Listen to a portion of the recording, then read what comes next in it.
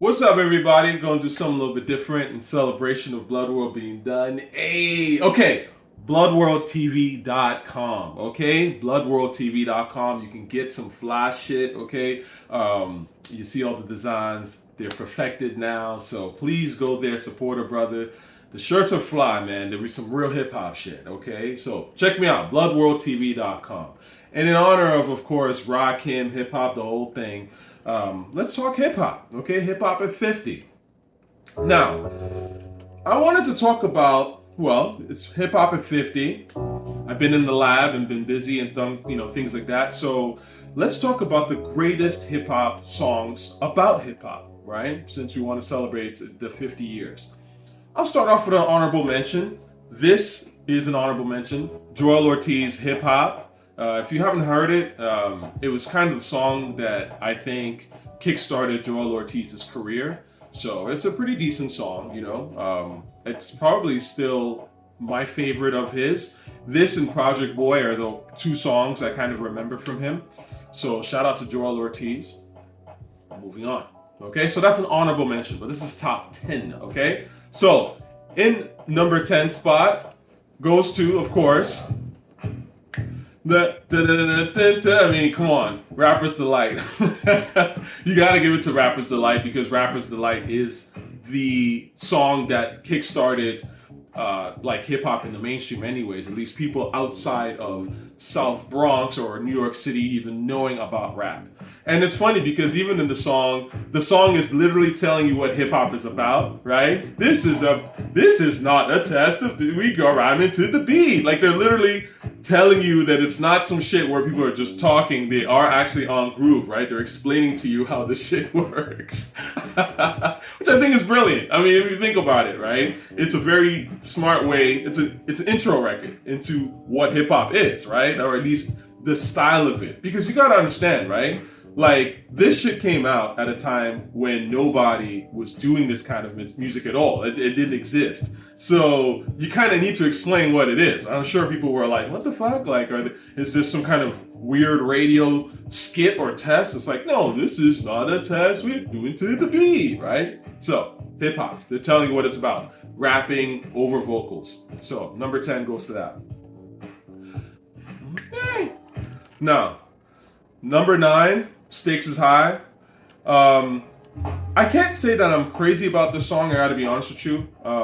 This is a very fundamental song for De La. It's one of their sort of known records because they were essentially complaining about, or they were saying that the hip hop is, doing a lot for the black community. The stakes are high, right? Like there's a lot that hip hop can do, so we have to make sure that we're presenting our best, sort of foot forward. Not that we can't present the gangster shit or whatever, but I understand what De La were talking about. They were just basically saying that, look, listen, like the stakes are high, like, you know what I'm saying? Hip hop does more than you might think, and therefore you have to make sure that you are paying attention to how you're portraying to the kids, right? Because they're gonna watch what you do and copy you and that kind of thing.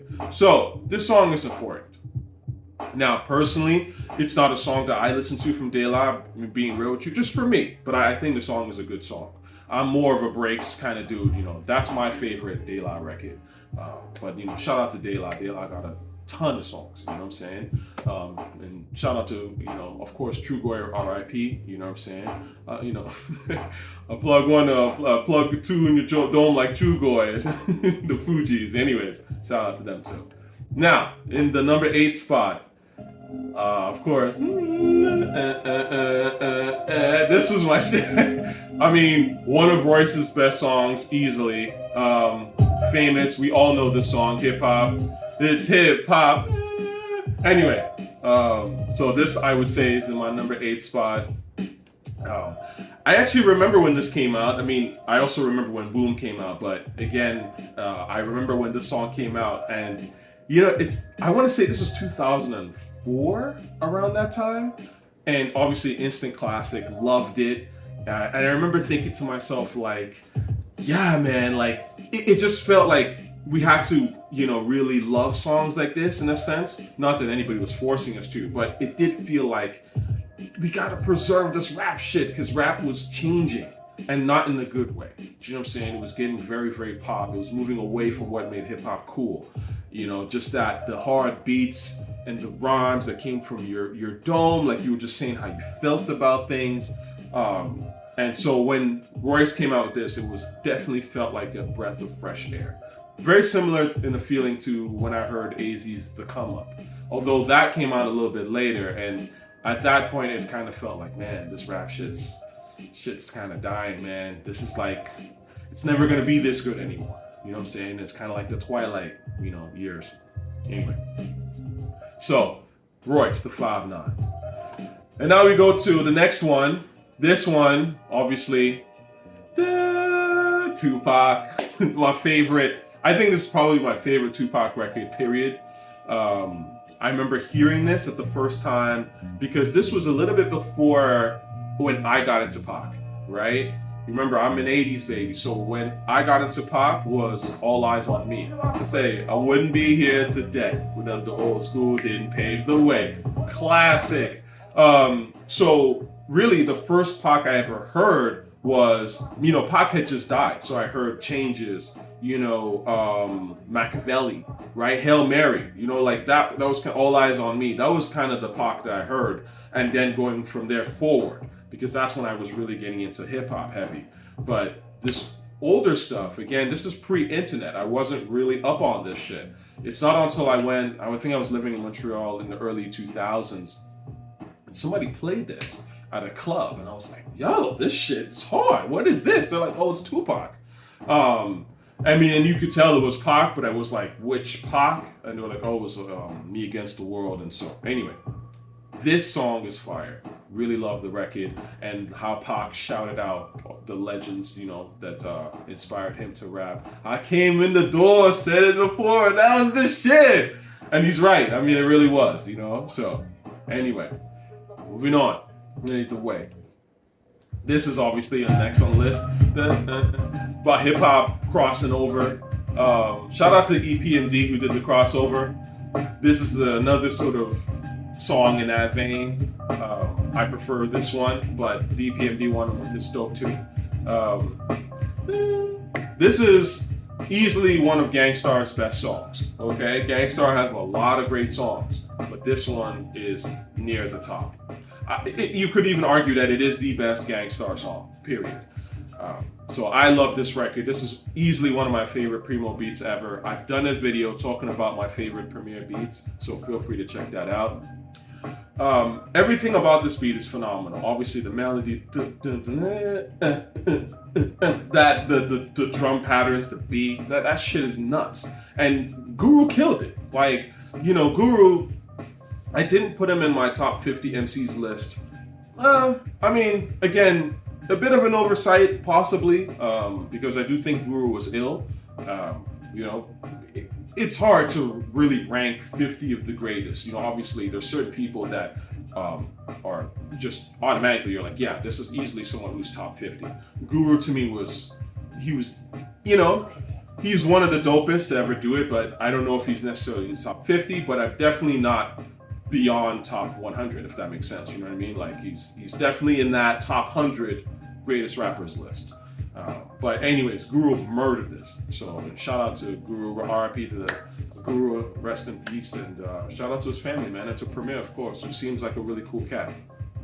One thing I remember hearing about Primo, he said this very recently in an interview, was that when he did Hard to Earn, which is honestly my favorite, it's like my favorite Gangstarr moving forward. And it's interesting because when, obviously I'm a Primo head, I've been a Primo head since like 97. But when I would go back and try to listen to the stuff before Hard to Earn, it was cool, but I didn't really love it. It was fine. Like, those joints, Take It Personal, and, you know, they were cool.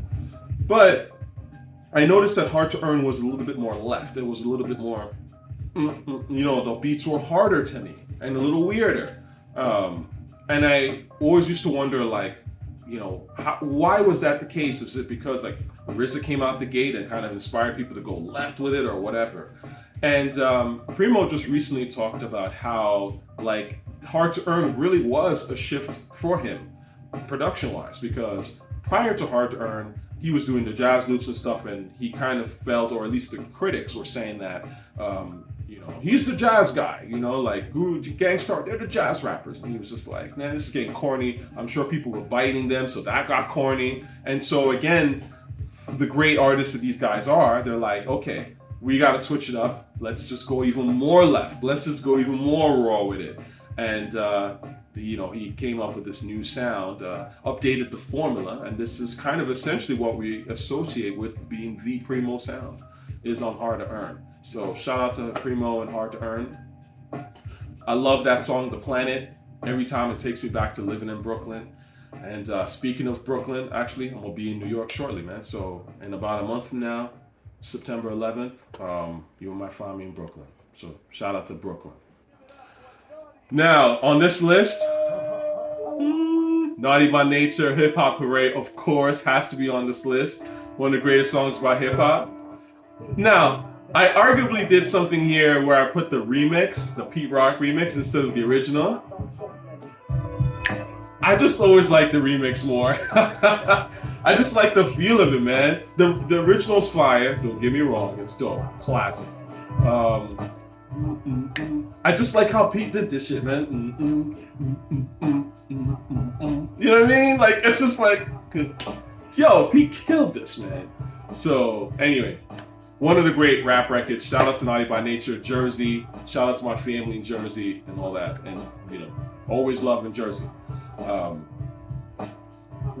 So now we're down to the essential list, the top 4, I would say, greatest rap records ever about hip hop. You already know. This song isn't necessarily about hip hop, but to me it kind of is.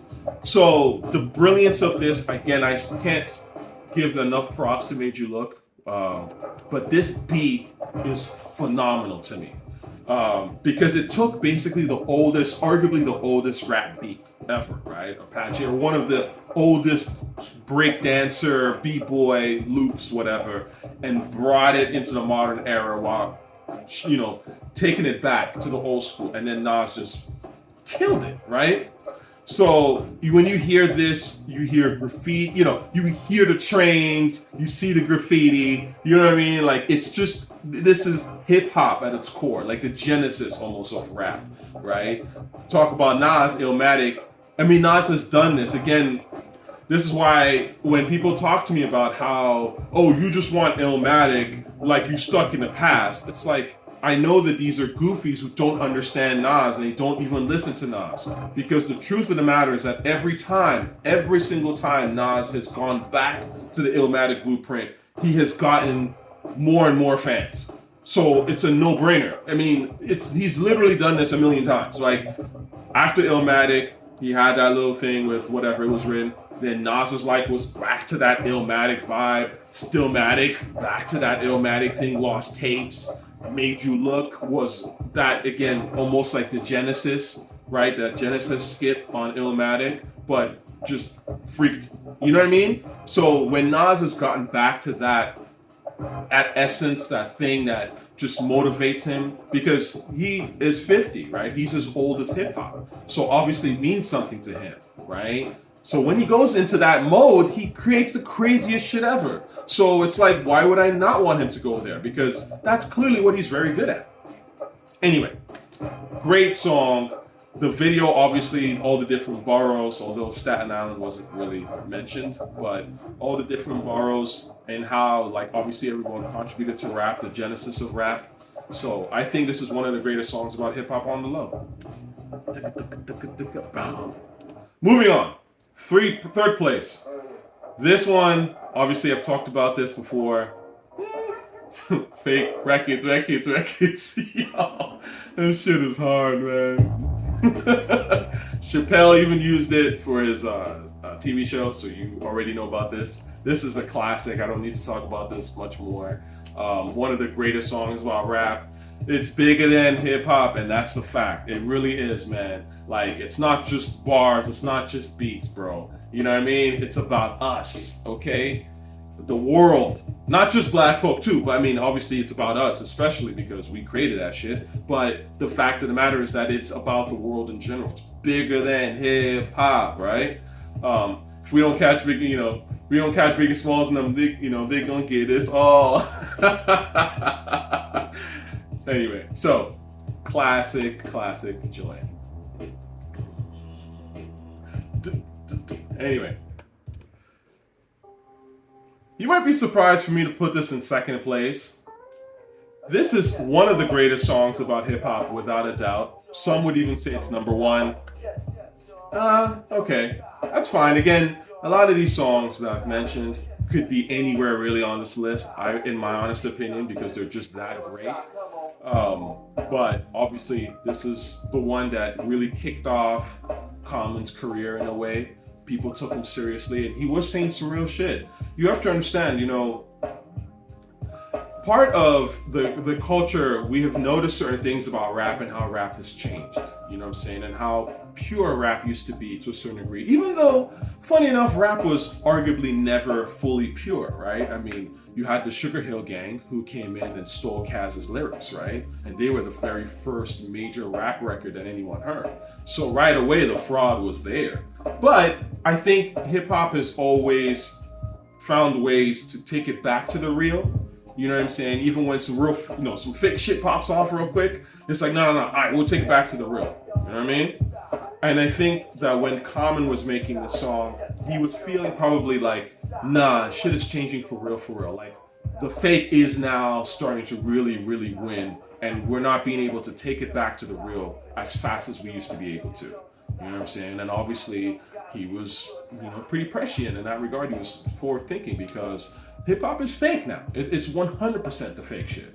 You know what I'm saying? Like, by 94, obviously rap was still in a great place, sort of, I would say, because obviously the music was amazing and people were coming out with great shit, but the bullshit was there too, because it all kind of became sort of like gangster shit to a certain degree, and it's like, and that's kind of watered down hip hop in a major way, right? And has led to where we're at now. I've talked about this in another video, particularly about how the West kind of killed hip hop. Controversial a little bit, and it's not to shit on everybody from the West or any of that stuff, but I try to be honest here. There's great rappers everywhere. There's people in New York that helped water down rap, of course. It doesn't matter really what coast you are from. But I do think that emphasis that we could say that the West really placed on reality rap, quote unquote, which basically meant, we out here, we busting our guns, this gang, that gang, I'm really living that life. I think definitely led to the water and rain down of hip hop, 100%. And it almost fed into this very coonish image of, the violent, lazy black man thing, but another time, right? I've had that conversation already. Common did mention this in the song, or at least alludes to this, and this is an excellent song about hip hop. So shout out to Common. Now, my number one, you guys will be surprised, or maybe not so surprised, but I do have my number one, and I'm gonna pull up the lyrics here because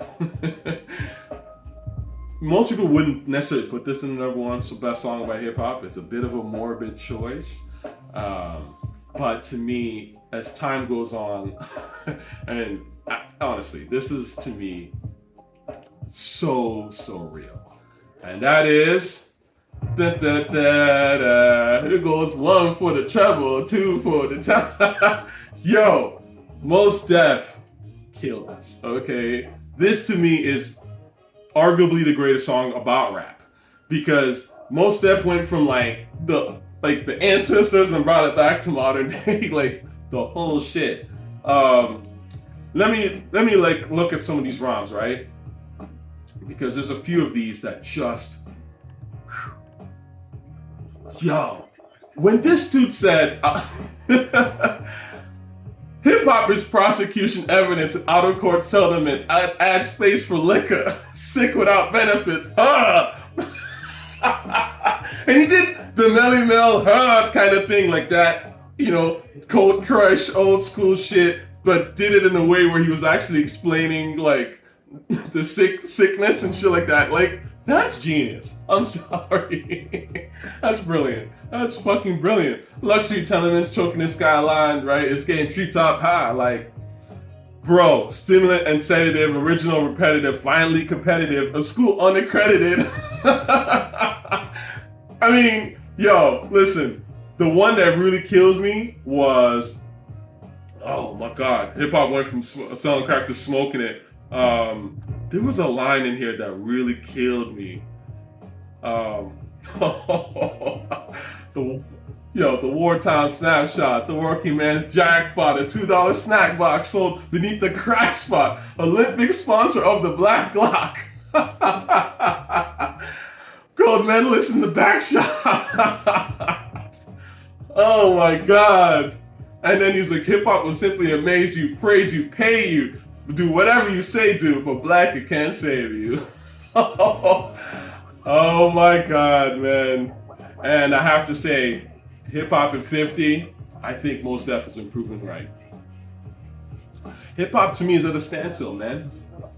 I think it's at a complete standstill. When I look at some of the videos of people celebrating hip hop at 50, I don't see the new era really picking up from where the old era left off.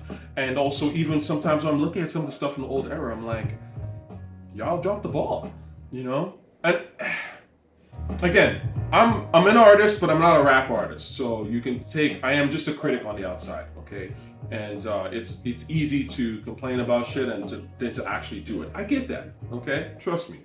I'm not saying this as a way to disrespect those who have actually put out amazing music, because it's really hard to do that, okay? But what I am saying though is that I feel like hip hop has fallen the fuck off. You know what I mean? Like, the energy's not really there. It's, when you look at the newer guys, obviously they're not bringing nothing new to the table. They don't even make hip hop. They haven't been making hip hop for the last 2 decades, you could argue. It's all been pop music with hip hop elements in it, some hip hop-esque stuff, but it's not really fucking hip hop. You know what I'm saying? Look at this new cat, Symba, right? Someone was like, yo, check out Symba. Symba's the new guy on the scene, blah, blah. So I checked out this one song. I think a song was called Hell of a Feeling. If I was watching the video because I haven't seen the guy before. So I was watching the video and listening to the song, right? And you know what, honestly, when he was rap singing or whatever the hell he was doing, you know what was playing through my mind the entire time? This was what was playing. The bullshit. This nigga's on an island with bitches and, oh, life's great and all this stuff. And I'm like, this is bullshit. Like, this is not real. I know you're not living this life. You know what I'm saying? Like, I wasn't expecting, you're a new artist, so you're not making that kind of money really, at least not for your rest of your life is not going to be like this. You know what I'm saying? You might be on an island with chicks for like half an hour, right? In comparison to your lifespan. But like, what else are you going to tell me? What are you really about? Nothing? That's the bullshit, okay? That's the, I got to pretend this image and put it out there because the casuals can buy into that shit. That sucks. I don't want to hear that. And rap, when Jeru was talking about this is what rap became. It literally became the bullshit. I mean, at the time it was like, maybe you could say just Puffy and them were doing it, and it was just like a certain segment of people that were doing the bullshit. But now the bullshit is rap. Everybody wants to portray, I'm flossing, I got bitches, all this stuff. You probably don't. Okay, statistically, a lot of us are broke out here, okay? We starving, we're trying to figure shit out. Shit is more expensive than it's ever been, okay? So stop it, okay? Come with some new shit. And this is, again, I gotta tie it back to my shit, you know what I'm saying? And so it's not even on some promo shit, but this is literally the stuff that inspired Bloodworld. We live in a blood world. Income inequality is a major problem, and it's by design, okay?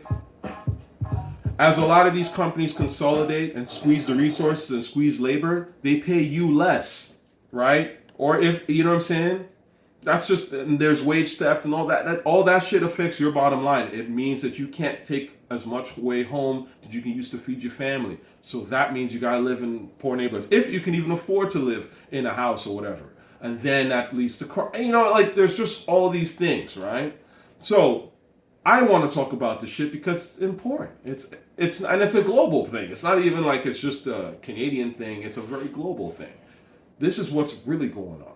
If you listen to rap, none of this is happening because in rap doesn't cover anything that's going on. That's the bullshit. Rap used to sort of cover this stuff. You know what I'm saying? Like if you grew up listening to rap, Nas might touch on it slightly, even if he didn't necessarily touch on it. Common would touch on that shit, or most would touch on that shit. You know what I'm saying? But now nobody touches on anything. Everybody wants to be on an island with girls, guys, whatever, and floss. It's the bullshit. Okay? It's the bullshit. You know what they sound like?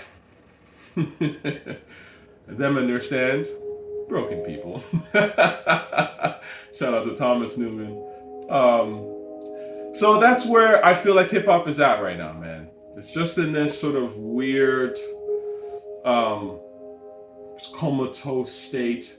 I don't know if it'll ever die. I don't think hip hop can die, quote unquote, because the elements of rap, or at least the beats, might be there. Well, let me put it this way: if hip hop can die, hip hop had died already. That's the honest truth. If hip hop can die, it died already, and it probably died like 20 years ago.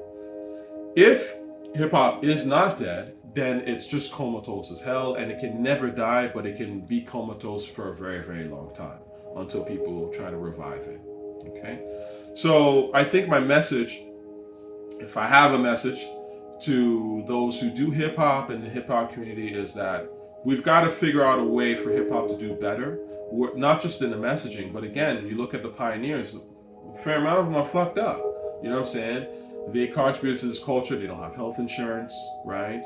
They're looking crazy out here, you know what I'm saying? Respectfully. And that's, they've been ripped off, right? That's what I'm saying when I look at, like, what has hip hop really, really done? You know, people say, oh, hip hop's done all this great shit for black folk. It's made us go out the hood. Well, I would argue that it might have worked for a couple of people. And for a couple of people, it has taken them out the hood into the wildest, amazing life ever. And they've traveled the world and they live in great mansions or whatever, and they have great homes. But for everyone else, it's in a weird way kept them in the hood, if not psychologically, physically in the hood. You know what I'm saying? When I was living in New York, one thing that I always noticed, again, I would, be walking around BK or just whatever, taking the bus or just talking with people. And, I gotta say, this is Brooklyn, right? This is like the home of Jay, one of the greatest rappers ever, Big, all that shit. And I was kind of looking at some of the folk who are big hip hop fans, my age, older, who are probably maybe running around doing wild shit when they were young, blah, blah. Where are they at? A lot of them are not in a great place, man. I'm going to be honest with you, and I don't want to sound morbid, but, when I was living in New York, it kind of made me think. I was like, damn, like, hip-hop didn't really do much for the average brother. You know what I mean? Like, did it make the average brother, like, now they are the they run a company, they're historians, whatever. They're the head chef somewhere, right? And not just one. I mean, like, did it inspire a whole generation to really go to the next level with their education and their business? Or did it just inspire some, like very, very few, but most people are fucked up? You know what I mean? I would argue that, I don't know. And again, is it hip hop's job to, elevate everybody and stuff? Again, another conversation. You can talk about whether it's art's job to do all that shit. I don't know. I do know that, at least in my case as an artist, my job is to help. I don't want to contribute to the problem. Because in my opinion, if you're not helping, you're contributing to the problem somehow. You know what I'm saying? And for me, my whole thing is, I'm trying to help people out here. Like, when you make stuff that's actually pretty savvy and smart and educates people and enlightens people, it can lead to some sort of transformation. And that's important to me. So I don't want to be part of the issue. And then I don't know, man. I look at some of, like, the people I saw in New York. You were older than me, buck 50s. And, I was, again, I just looked at it and went like, yo, hip hop didn't do very much, for a lot of these people. They're working dead end jobs. Again, being ripped off. And again, there's nothing wrong with working at a grocery store. I mean, I will never put down where a person works because work, I think, is respectable. Any kind of work you do, if it's honest, I respect the shit out of it because it's contributing to society somehow. Where I say it's dead end, the issue is and again, coming back to Bloodworld, it's not because the job itself sucks. It's because the corporate system around those jobs rob those workers constantly. That's why that shit's a dead end. You know what I'm saying? And I hate that shit, and I don't like seeing that shit. Anyway, went into a little morbid territory, but these are the things that I think about, man. I know your average YouTuber, look, man, they're just trying to give Nas more and more blowjobs. Blowjobs or some shit. Yo, King's Disease 7, bro. That shit, how great is that run at 50? Oh my god, hip hop at 50, Nas is 50. Is this the greatest we've ever seen Nas? And maybe, man, hip hop will go to the moon. And Nas like, stop sucking dick, man. Like, keep it real. You don't know enough hip hop. That's why you're having these elementary celebrity-based conversations. You know what I'm saying? Like, when you listen to hip-hop long enough, like I said, you start to think about the deeper shit. Because hip-hop is freedom at its core, right? It's about freeing the mind, right? And obviously the body, right? But intelligence, you know what I mean? And when I was coming up, again, and maybe my era was sort of the last, but when we were coming up, we had this vision. There was a way you felt about the music that like, yo, hip-hop is taking over. And finally, we're going to get hip-hop banks, right? Where's the hip-hop bank? Or whatever. Like, I mean, I know it's funny to look at it in hindsight now and be like, man, were we delusional? But honestly, that was the feeling. It was that hip-hop was really going to take over the world. And not just in a everyone's kind of listening to it thing, but like literally the rappers, either them or their counterparts were going to be the new leaders of the world. Like, really. In every facet, in their own way. And like I said, not just in media, in government policy, in, whatever, the library system, whatever, right? And I just feel like we've had little shades of that. You could say Obama is the first hip-hop president, but is he really? You know? Anyway, hip-hop at 50.